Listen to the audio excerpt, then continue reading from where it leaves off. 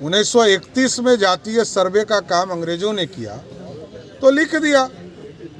आज ये 2023 है, तो 2023 में आपको बताना पड़ेगा ना कि फलाना व्यक्ति का पूरा इतिहास क्या है। वो कहते कि हमारे शिक्षक गए, उन्होंने जांच करके लाया, लेकिन ये फॉर्मेट पे तो आना चाहिए। आधार कार्ड में हम जैसे ही डालते हैं तो ओटीपी मांगता है। मैकेनिज्म लाओ। निजता का सवाल कहाँ से उठता है? भारतीय जनता पार्टी का कोई इंटरेस्ट नहीं है कि जनता दल यूनाइटेड में क्या हो रहा है।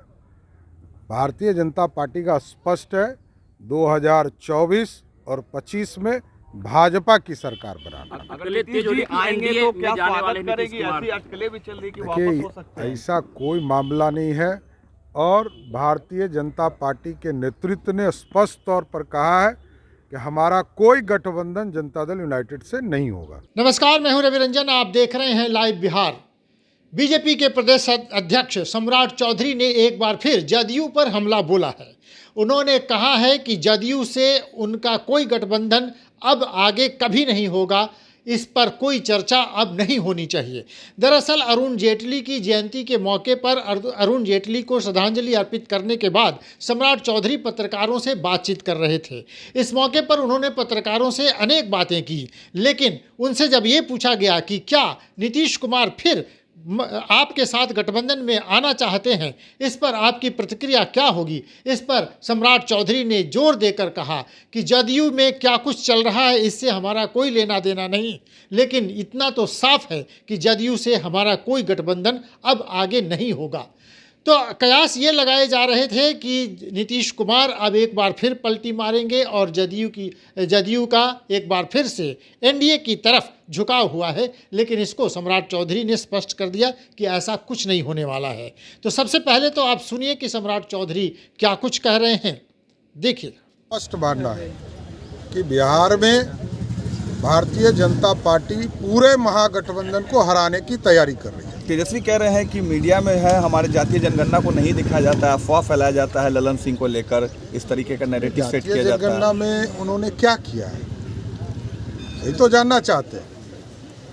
मेरे को पता नहीं है, आपको पता होगा तो आप बताएंगे। आपकी जाति, उम्र, आपका इतिहास, आर्थिक रूप से सर्वे क्या हुआ है? यदि आपका हुआ है तब हमें कुछ नहीं कहा।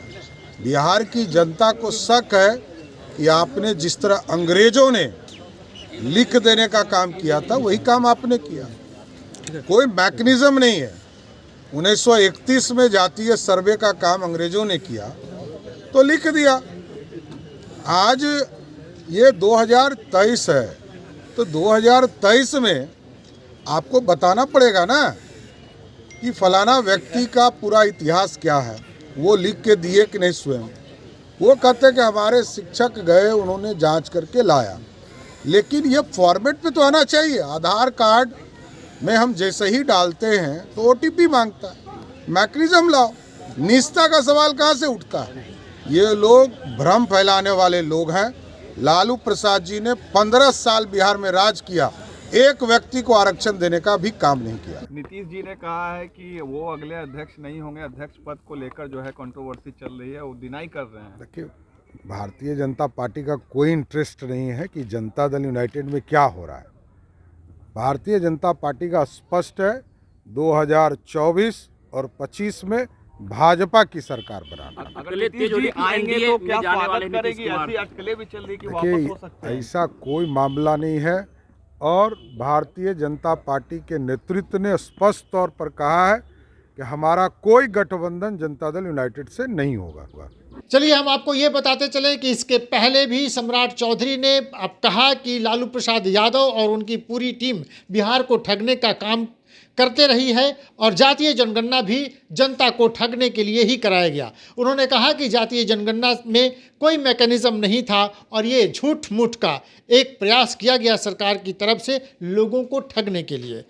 तो चलिए, सम्राट चौधरी जो कुछ कह रहे हैं उसके राजनीतिक मसले क्या हैं, राजनीतिक मायने क्या हैं, ये आप खुद तय करें। और इस तरह के अपडेट्स देखने के लिए जुड़े रहिए लाइव बिहार के साथ। देखते रहिए लाइव बिहार। नमस्कार। लाइव बिहार YouTube पर सब्सक्राइब और Facebook पर लाइक जरूर करें।